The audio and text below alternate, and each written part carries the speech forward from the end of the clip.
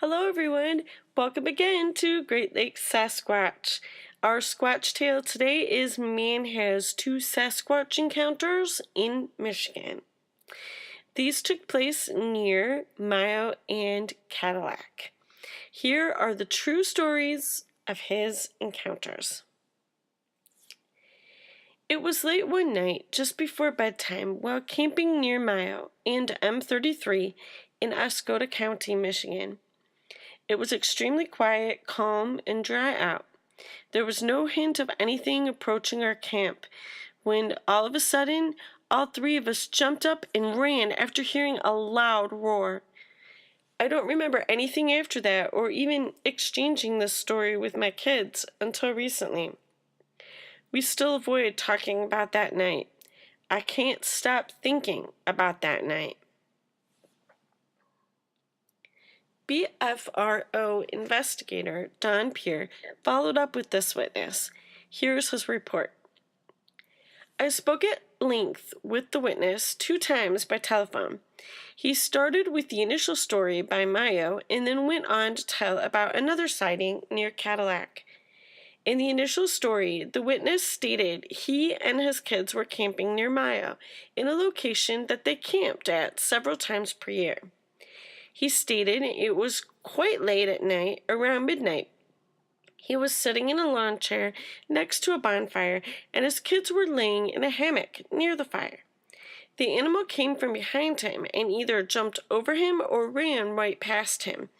He stated it was like he was paralyzed or in a haze of some kind. His kids did react to it, though, and ran for their van so fast and hard they left an indentation on the van from running into it. As soon as it ran by, the animal let out a loud scream and was gone. The witness stated several times that he has no explanation of why he put it out of his mind for so long or why he felt paralyzed at the time. He remembers his kids being very scared, but he stated that they simply went to the van and went to sleep. Looking back, he states that it unnerved everyone to the point that they never went back there again.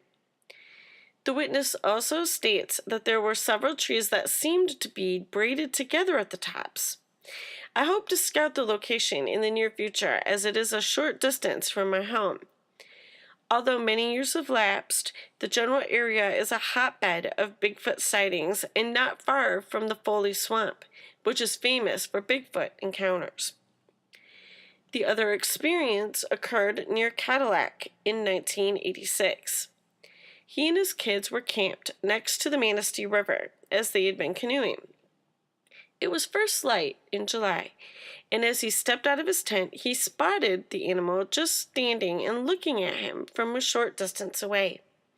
He stated that he clearly remembers the expression on the animal's face. It was a very peaceful expression, not hostile nor surprised. It was around 5.5 to 6 feet tall. It was described as a very peaceful encounter, although the witness did not know what he had seen at the time. The animal was described as being black in color. It simply turned and walked away. He described the face as being more human than ape-like. While not a frightening experience, he did state a couple of times that the whole unnerving experience made him quit canoeing. In regard to the incident near Mayo, the state the witness found himself in is often reported by persons who have had Sasquatch encounters. Several witnesses have described similar occurrences, which, although not fully understood, is often discussed among researchers. Several animals, including elephants, whales, tigers, giraffes, and alligators, are known to have the ability of using infrasound.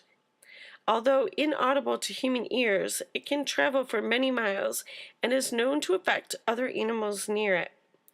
Humans have experimented with the use of infrasound, including its use as a weapon in warfare. Symptoms including temporary paralysis and a dreamlike state have been reported to possibly affect a person's health and well-being from minutes to weeks after the encounter. There is little known about this phenomenon and about Bigfoot behavior.